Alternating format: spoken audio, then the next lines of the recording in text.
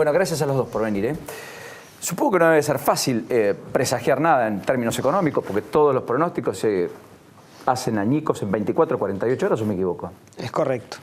Y lo peor es que si uno mira para adelante, a nivel mundial, que siempre decimos lo que pasa afuera no nos importa a nosotros, tenemos una guerra comercial entre Estados Unidos y China, tenemos cambio de presidente en México, un cambio de presidente en octubre en Brasil, y eso de alguna manera también nos va a influir, creo yo, en forma negativa en todos los escenarios posibles. O sea, el viento no solo no se va a poner de cola, sino que va a seguir de frente. Correcto. Y en todo caso Argentina va a tener que duplicar esfuerzos para hacer más méritos aún para poder salir adelante. Correcto.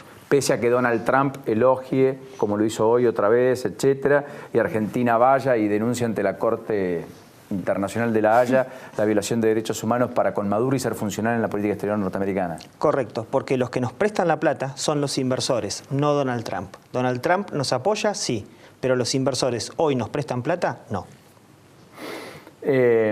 ¿Cachonás que hay una mirada parecida a esta? Sí, es bastante similar. A ver, recordemos que cuando asumió Macri su objetivo era atraer inversiones. Como no consiguió que vengan las inversiones, fue a la deuda.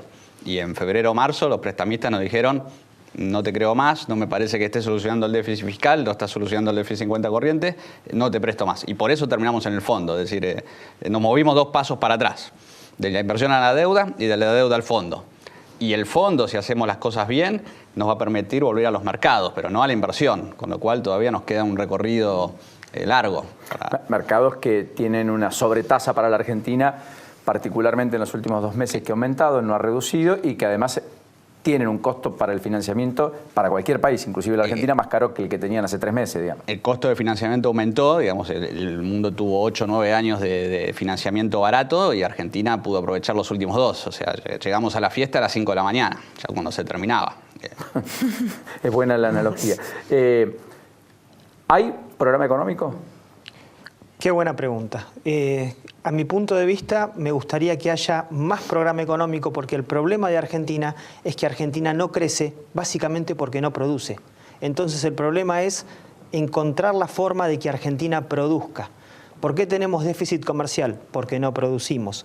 Todo se basa en que Argentina no produce.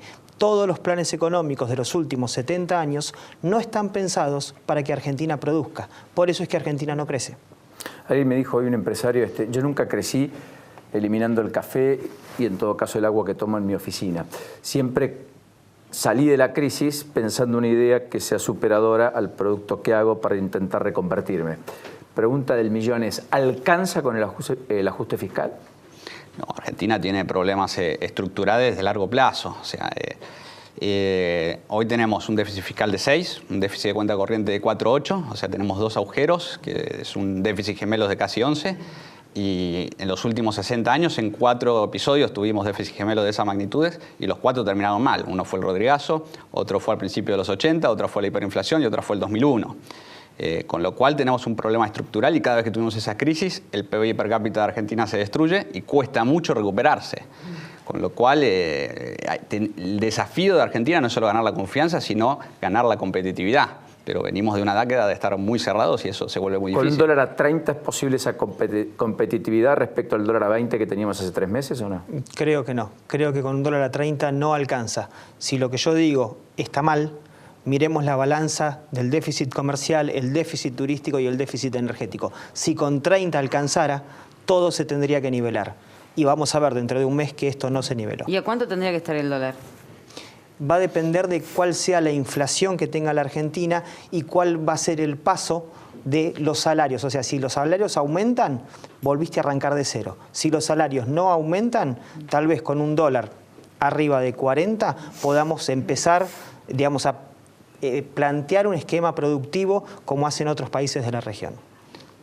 Ahora, la dinámica de discusión en la Argentina para ganar competitividad ajustando el tipo de cambio también ha sido lo que nos ha producido lo que ha ocurrido en los últimos 50, 60 años. Cada vez que teníamos un problema disparábamos el tipo de cambio, multiplicábamos los pobres y después los corregíamos en los próximos 10 años. Teníamos una década de cierta y relativa, entre comillas, bonanza hasta que explotaba todo de vuelta y otra vez disparábamos el tipo de cambio. Le sacábamos 4 ceros con la convertibilidad, lo multiplicamos por 4 con Dualde, vino la tablita, vino el fenómeno, fines de los 70, 80, reventamos. O sea, desde luego el tipo de cambio es una variable de competitividad importante, pero no es la única. El problema de Argentina es de competitividad a nivel global, digamos, con otros aspectos, digamos, tiene unos costos logísticos altísimos, tiene costos laborales altísimos. En el 2003 se iniciaban 3.000 juicios al año. Ahora más o menos son 140.000 al año. Juicios laborales. Juicios laborales. 3.000 pasó a 140.000. Estos son costos altísimos. Se multiplicó por 42.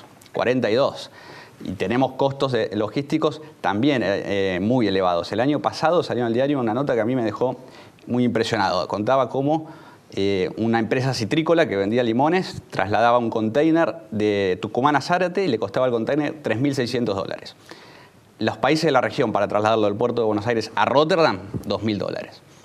Con lo cual tenés un problema de competitividad que no es solo de tipo de cambio. Es disparate. Hablando del costo laboral, hoy Macri salió con los tapones de punta en Santa Fe, donde inauguró un frigorífico, se volvió a ver con Lifshitz, enojado, habló de la industria de los juicios laborales, de las mafias, pidió que no haya más prepotencia y apuntó contra los comportamientos mafiosos que le cagan la vida a todos.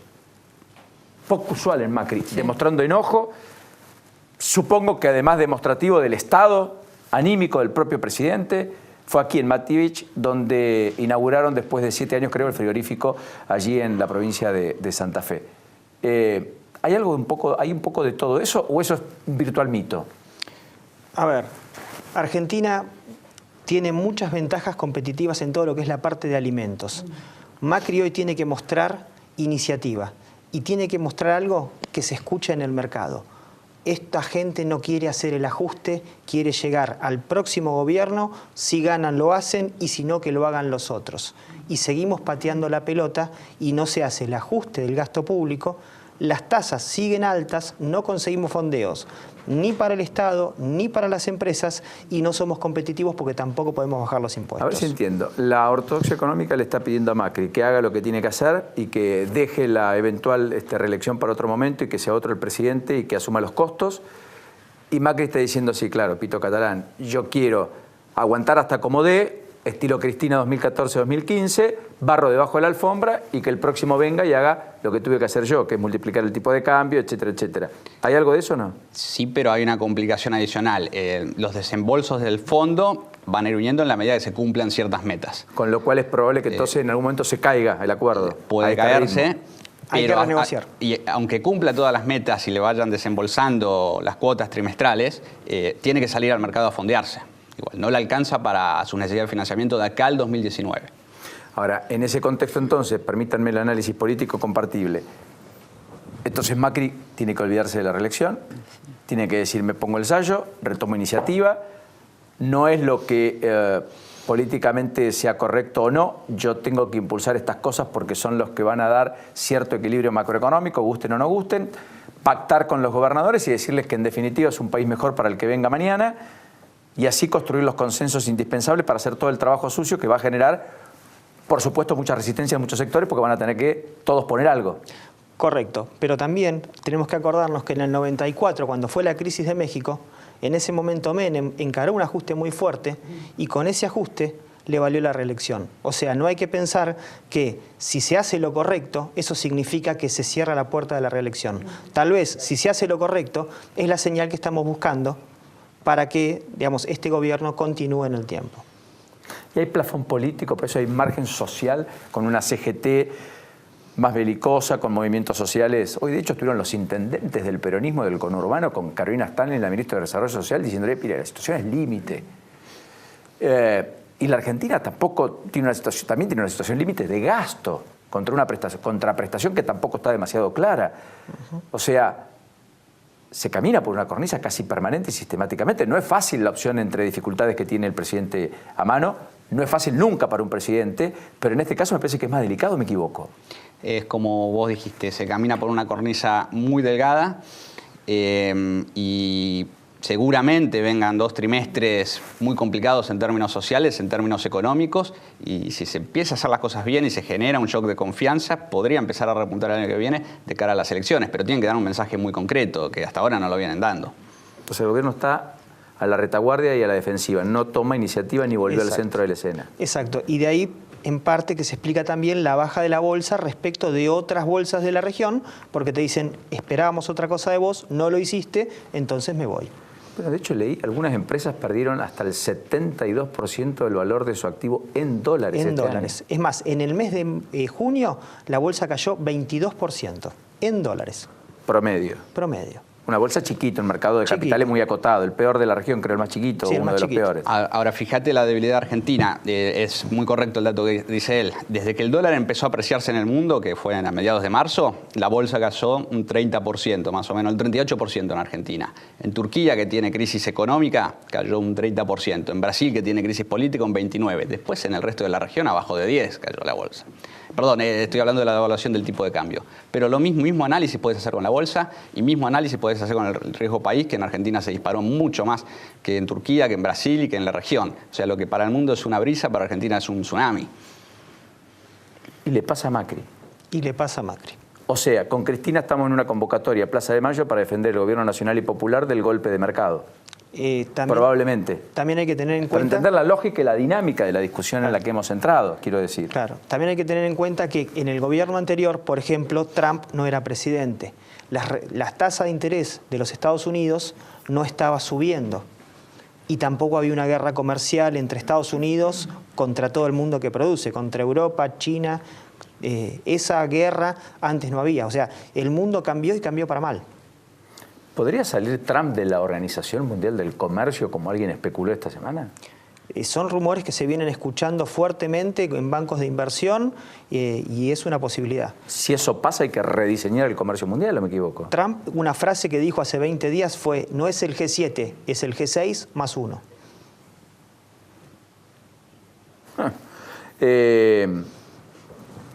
La apuesta sigue siendo lo financiero en este contexto. Difícilmente haya apuestas a lo productivo, salvo que haya un cambio drástico. Bueno. Con una tasa de LEVAC hoy al 53% anual y con un bono que a menos de un año rinde 5,5% en dólares, no hay forma de que una empresa se financie y no hay forma de que un empresario que tiene dinero diga, en vez de poner la plata a trabajar financieramente, me pongo una empresa a pagar impuestos, a tener juicios laborales, para ganar menos que quedándome tranquilo en mi casa haciendo operaciones financieras. Con un agravante que es que quien nos está viendo, o para quien nos está viendo, implica menor empleo, menor crecimiento, perspectiva de quizás algún despido que no tenían contemplado y una situación de consumo no solo fría, sino directamente demasiado depreciada. Sí, correcto. Y es viernes. Diga que está... ¿Vino David Rottenberg? Bueno, al fin, viejo. Vamos a tener un poquito de humor. ¿Qué sé yo? Para matizar, ¿no? Es una buena idea. A los dos, muchísimas gracias. De nada. Enorme placer de haberlos tenido aquí esta noche. Muchas gracias.